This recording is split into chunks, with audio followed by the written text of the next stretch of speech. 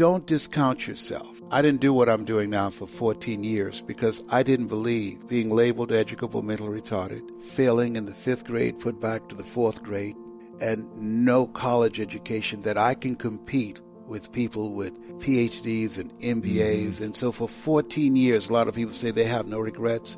Biggest regret that I have, that I disapproved of myself for 14 years. And then, there's a coincidence, it's God's way of staying anonymous. I went to a training and a guy was speaking, and Mike Williams had already said, "Hey Brownie, you know why you go see Zig Ziglar and Dr. Robert Schuller and Dr. Norman Vincent Peale, who wrote The Power of Positive Thinking?" I said, "Because I like the message." He said, "No." He said, "You like to help people. That's in you. You're always holding court here at the radio station. And you got a funny laugh, man." And so he just kept saying that to me. And I was at an event, and a guy was speaking, and it just stopped, like a spell came over him. He said, "There's somebody here who should be doing this." He said, "I do it because I make a lot of money." And he said, "I love to make money." He said, "But you want to change lives, and you can make money too, young man, young lady." And he said, "You know who you are."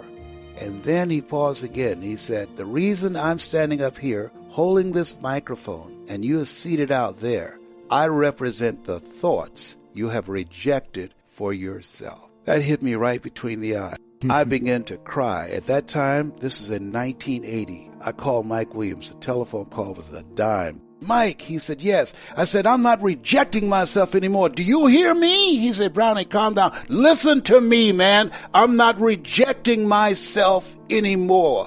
I said, "Will you help me?" One of the things I teach, ask for help. Not because you're weak, but because you want to remain strong, and ask for help, and don't stop until you get it. I practice psychoneuroimmunology, your mindset, your diet, and positive relationships. Giving yourself a healing, nurturing environment strengthens your immune system and allows you to stay here longer and do your great work. One of the things I ask people when we're training, what's your strategy for being here? You have to have a game plan.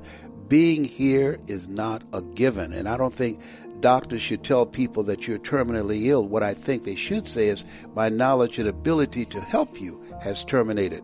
Now you need to explore some other options." Get some coaching from someone who's experienced, who's operated on the level that you want to go at. When I saw Mike Williams, who wrote the book, The Road to Your Best Stuff, he was a powerful speaker, and I loved his content and the naturalness of his personality, and he had fun. And so I said, I want to be like that. So I'm a combination of Mike Williams and Earl Nightingale, who was well-read, and Zig Ziglar, who had a lot of energy. And Jim Rohn has some profound quotes, just a great thinker, a statesman. But I also trained to be able to communicate. You know, like Dr. King was a great orator. Malcolm X was a great communicator. And so I integrate all of these. I believe if you love this, you will study the people that master it, and you will evolve into creating your own voice with your own energy. I believe that if we multiply the voices of hope, messengers of hope that will provide a message of peace and a message of hope. When there's hope in the future, that gives you power in the present. I believe that we can reduce the recidivism rate. I believe that we can reduce the number of our young men and women that's in the military who are committing suicide on a regular basis. I believe that we can begin to decrease crime and the violence that's taking place all across this country, because evil prevails when good men and women do nothing. Nothing happens until it's communicated. In the beginning was the Word. And so my goal is to multiply the voices out here that will bring some words that can help us to get a different vision of ourselves. I encourage people to read at a minimum of 30 to 40 pages of something positive every day to program your mind, and all of us can do that. We can go to the library and check out books. When I think about Og Mandino, who wrote The Greatest Salesman in the World, he was on the verge of committing suicide. When the library read the book Think and Grow Rich, and his life turned around. So reading and programming ourselves, the reason that most people should do that, psychologists say that 86% of our self-talk is negative, and it goes undetected by the conscious mind. That's why we're taught, be ye not conformed to this world, be ye transformed by the renewing of your mind. Listen to recordings and things that are positive. Go on YouTube and find things that will begin to empower you.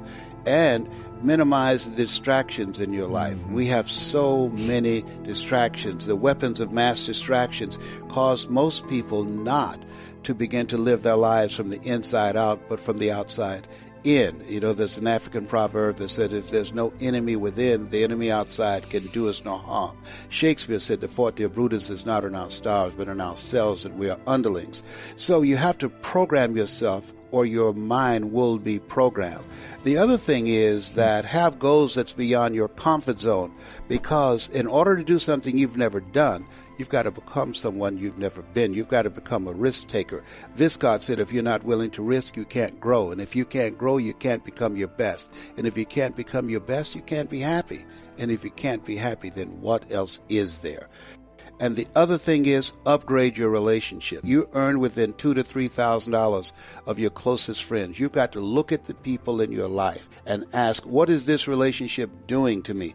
There are many people, because of the toxic, negative, energy-draining people in their lives, they will never be successful, because those toxic relationships will compromise their power. There's a new term in psychology, in psychiatry, called relational illness. There's some people that can make you sick. Now, some people might say, Les, can we change them? No. It's a full-time job changing yourself. Don't ask what the meaning of life. Ask, what is the meaning of your life? And to me, a man desires to live a meaningful life. So many young people, young men today, because we live in an entertainment-driven culture, that they don't have a vision of themselves or what it takes to be a man. I studied Mr. Washington. He was one figure that I looked at, and how he held himself, how he spoke, how he dressed, and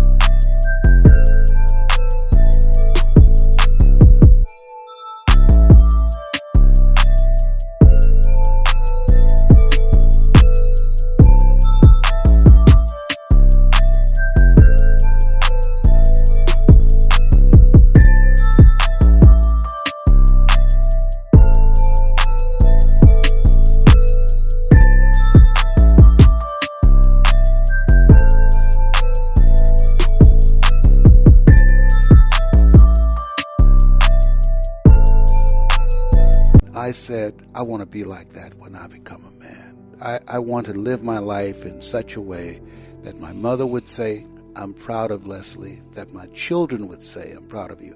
Somebody asked me the other day, what has been your greatest accomplishment? You've won all the top awards in speaking. You've spoken to over 80,000 people in the Georgia Dome, 30,000 in Poland.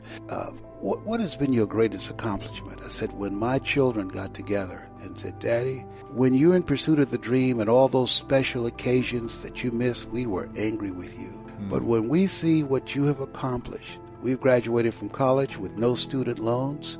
When we see the sacrifice, the price of what it takes to make a dream happen, and how you started with so little, we're so proud of you. And we want you to know that. That, to me, was the greatest achievement that I've had. I spoke about 3 weeks ago in Detroit, and my second oldest son,